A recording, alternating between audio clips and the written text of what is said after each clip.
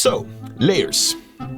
Yeah, they can be quite challenging to work with, especially when you're new to Photoshop. But no worries, at the end of this video you'll understand layers like a pro.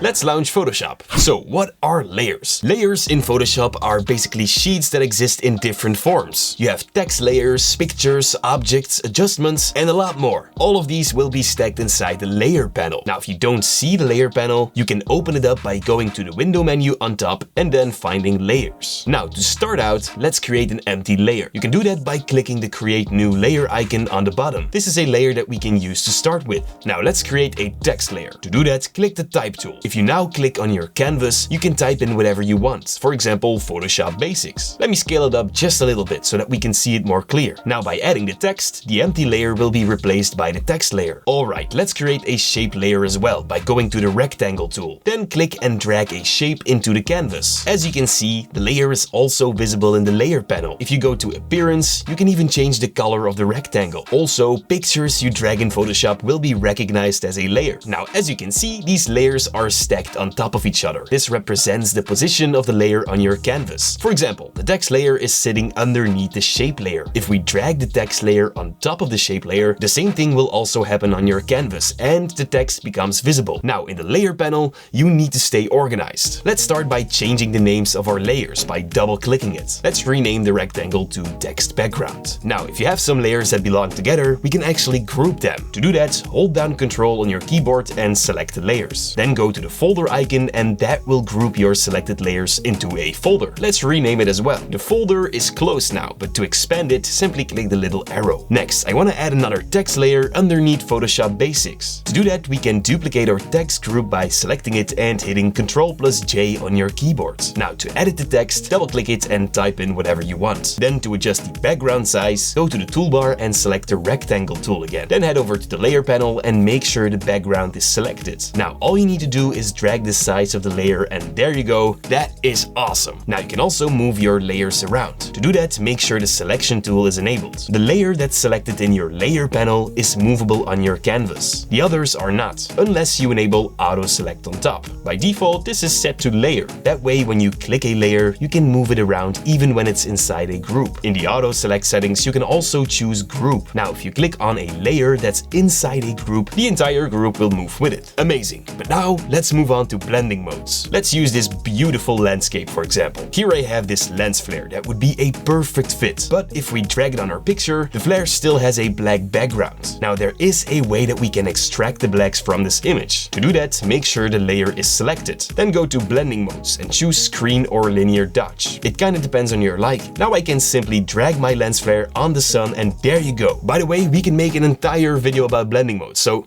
coming soon. Let's talk about opacity. You can change the opacity of your layers by dragging the opacity slider. Let's turn the opacity of the right layer completely to 0. Now, as you can see, everything is gone. Now on the left logo, we'll change the fill to 0 as well. Now, as you can see, the shadow is still visible. That is because the fill property will ignore the effects that are applied to your layer. Alright, now let's move on to masks. Imagine you want to remove the background of this car. Then we first need to select it. To do that, grab the quick selection tool and click and drag your object or subject until it's completely selected. As you can see, the selection is a little off. It's a little bit too big. Now to subtract from your selection, hold down Shift and again, drag on the outside of the lines to push it back. When you're done, click the mask icon. Now the background disappeared, but don't worry, it's still inside this mask. You can right-click it and disable it, or if you don't need it, you can just select it and delete it. And that is awesome. And now it's time to play with some effects. If you double-click your layer, the layer style window will open. This is used to style or customize your layer to your liking. On the left, you'll see the styles you can enable and adjust. For example, the drop shadow. This simply does what it says. It adds shadow. You can use these controls to adjust the way the shadow looks. It's that easy. Next, we're gonna get a whole lot smarter. We're gonna turn the layers into a smart object. By default, these layers are rasterized. This means that when you scale your image down, less pixels are being used to showcase the image. When you scale it back up, the same amount of pixels will be used to show your image. This means the quality is lower. Now, to make sure this this doesn't happen,